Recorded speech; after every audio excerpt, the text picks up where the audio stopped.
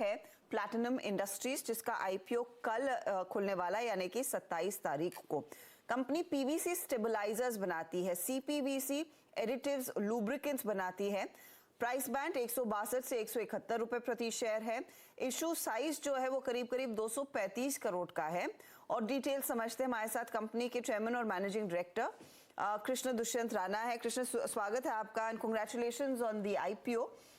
PVC additives, ये primarily PVC pipe से के बिजनेस से जुड़ा हुआ है, लेकिन समझाएंगे प्रोडक्ट क्या है? श्योर, शुक्रिया Harshada ji for making me come here on this platform. PVC industry it's a very huge, बहुत बड़ी इंडस्ट्री है PVC। एंड PVC एप्लीकेशंस जो है, PVC पॉलीमर ये यूज़ होता है PVC पाइप बनाने के लिए, केबल वायर्स, प्रोफाइल। सो PVC से रिलेटेड एनी एप्लीकेशन है वो उसमें यूज़ होता है। वी एज अ कंपनी, हम एक स्पेशलिटी केमिकल इंडस्ट्री में है। एंड PVC एडिटिव जो हम बनाते हैं वो PVC इंडस्ट्री के लिए बहुत ही इम्पोर्टेंट केमिकल रॉ मटेरियल है। ओके, नाउ PVC करता क्या है, PVC एडिटिव करता क्या है? सो बेसिकली PVC पॉलीमर जो है इट स्टार्ट्स डिग्रेडिंग, मतलब इसका डिग्रेडेशन होता है 60 डिग्री टेम्परेचर पे। एंड ये 60 डिग्री टेम्परेचर पे डिग्रेड नहीं होने के लिए और 200 डिग्रीज तक सस्टेन होने के लिए ये PVC एडिटिव यूज होता है। सो हम कंसिडर करते हैं कि हमारा जो एडिटिव है it is a heart of the PVC industry. Okay, right. So it gives stability to the PVC pipe manufacturers, cable wires, profile manufacturers. So and it is a very important ingredient into the manufacturing process. तो it's basically the core raw material जो भी company PVC pipe या cable बनाती है वो इस्तेमाल करेगी। Yes, so we call it as a heart of this PVC industry. Okay. तो ये बताइए यहाँ पर फिर किस तरह की ग्रोथ है, क्योंकि मैं एक रिपोर्ट पढ़ रही थी कि 2030 तक the PVC pipe industry, and I'm only limiting it to pipe, cables is another gambit altogether, is likely to reach nearly $87.2 billion, and this is the Indian market. Yes. तो फिर इस एडिटिव का market कितना बढ़ता हुआ दिखाई देगा? How big a component will it be? So PVC industry is growing. अभी PVC इंडस्ट्री में जो ग्रोथ है वो it is growing at almost 8 to 10% year on year. ठीक है। अभी लास्ट 2022 के एस्टिमेटेड फिगर्स थे कि 3.2 मिलियन टन्स PVC कंज्यूम हुआ है इंडिया में। सो आप कंसिडर करो कि 3% to 4% हमारा एडिटिव इसके अंदर जाता है। So maybe we can say 100 to 150,000 tons, little bit more than $500 million is the market in the country. ठीक है। So that is why it's called a niche market. So ये हम $500 million को cater करेंगे। As far as the specialty is concerned is we are making PVC additives which are lead free, more sustainable for the industry. Harshada ji, 100 साल से India में एक conventional method से PVC process हो रहा था using a lead based technology. So ये lead based chemicals जो है वो एक्सटेंसिवली अवेलेबल थे in the country. What we did is we shifted the transition, we shifted the entire industry and we are in fact rather helping the entire industry shift to more sustainable products, और ये lead free category में role play कर रहा है। सो 2018 में government का regulation आया था that India has to ban the usage of lead in the manufacturing of PVC pipes. Now PVC pipes in the country is consisting, like अभी polymer का consumption 3.2 million tons था, 75% of the polymer PVC is consumed in the pipe sector. जी हाँ। और ये 75% का growth हो रहा है ऑलमोस्ट 8 to 10% CAGR से। So when we consider that if the industry is moving forward, we are also moving forward, and हम ये 75% को कन्वर्ट कर रहे हैं from lead, which is a toxic raw chemical, to lead free. So here the transition is very fast. The technology that we are giving is extremely important. इसको break करने के लिए chemistry बहुत important है. So we are a heavily researched R&D company. Okay.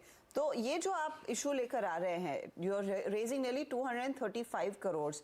Primary focus क्या है? क्या आप अपनी कैपेसिटी को बढ़ाना चाहते हैं, कुछ लोगों को एग्जिट दे रहे हैं, क्या है? और is it primarily a fresh issue? So it's a complete primary race and we are ये हम जितने भी पैसे रेस कर रहे हैं ये हमारे इंडिया के प्लांट के एक्सपेंशन में यूज होंगे and we are adding up to the capacities because जो इंडिया का ट्रांजिशन हो रहा है from lead to lead free, we are adding the capacities for the customers in India and we are investing the money in Egypt. So we are starting a new plant in Egypt for manufacturing these additives. Okay तो इस समय आप India में जो capacity मेरे ख्याल में पालघर में आपकी एक यूनिट है, Correct. उसकी मौजूदा कैपेसिटी कितनी है, कितनी बढ़ जाएगी इस इशू के बाद? So 35,000 tons is the current capacity of the plant and this will increase to almost 95,000 to 100,000 tons per annum.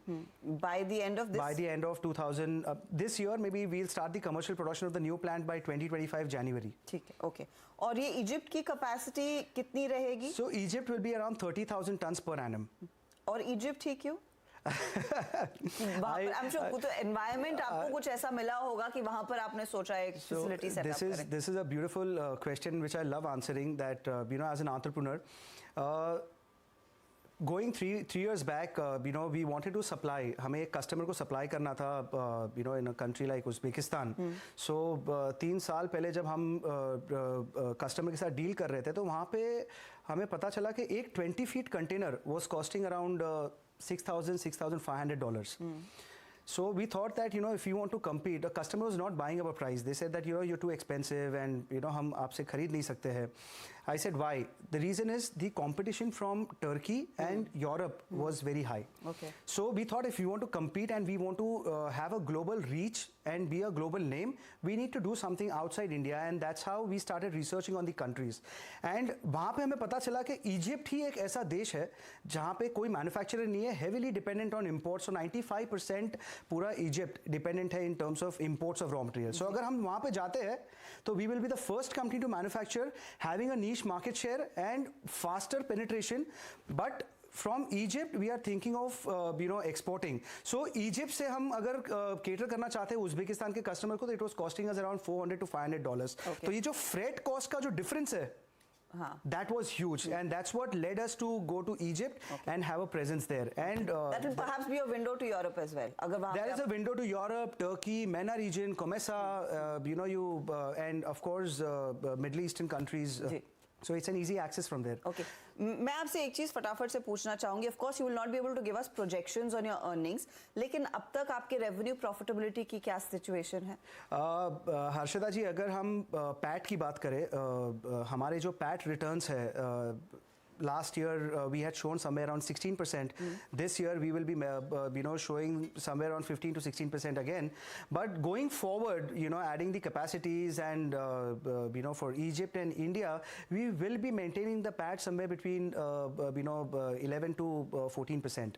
Okay. And raw material cost, you have all raw materials available यहाँ पे कि आपको बाहर से मंगाने पड़ते हैं? हमें बाहर से कुछ मंगाने पड़ते हैं. So I think around 20% is our import of raw materials because palm oleo based chemicals is one of our raw materials which we import from Indonesia. Sometimes Indonesia, Malaysia is competitive, sometimes India is competitive, right? So we import from Indonesia, Malaysia some of our raw materials, some from China, some from Europe. Right, so 20% is the dependence on the imports of our raw materials. Thank you very much for your time and good luck for your IPO. Thank you so much, ma'am. So details